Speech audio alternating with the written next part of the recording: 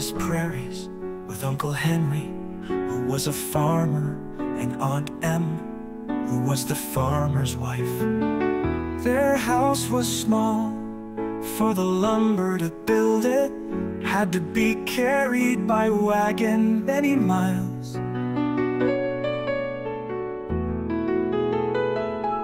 There were 4 walls, a floor and a roof, which made one room.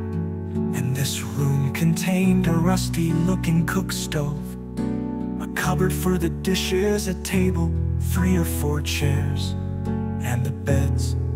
Uncle Henry and Aunt Em had a big bed in one corner, and Dorothy a little bed in another corner.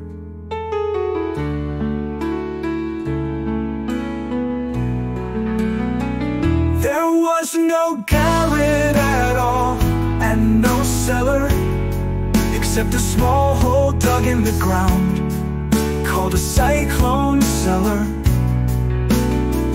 where the family could go in case one of those great whirlwinds arose, mighty enough to crush any building in its path.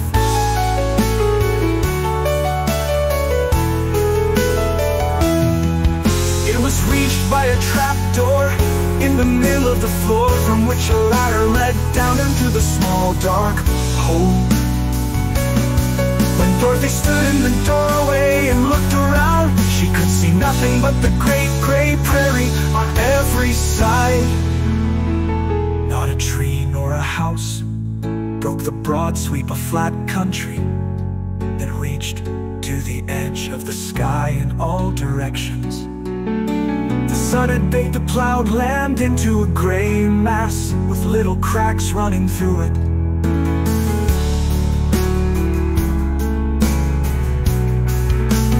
Even the grass was not green, for the sun had burned the tops of the long blades until they were the same gray color to be seen everywhere.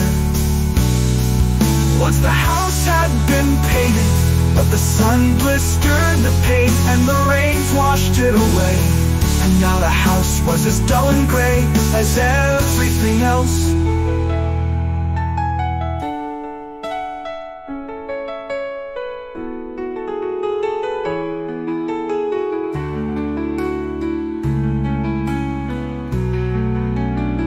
When Aunt Em came there to live, she was a young, pretty wife.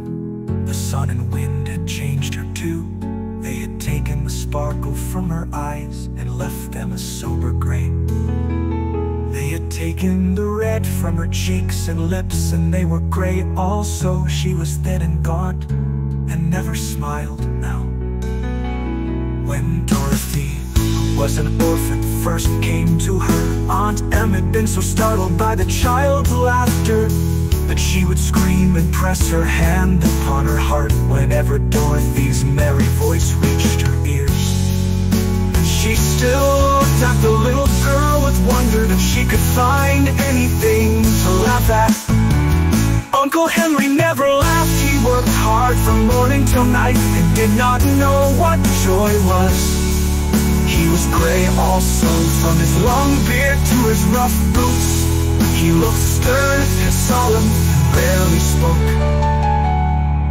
It was Toto that made Dorothy laugh and saved her from growing as gray as her other surroundings. Toto was not gray.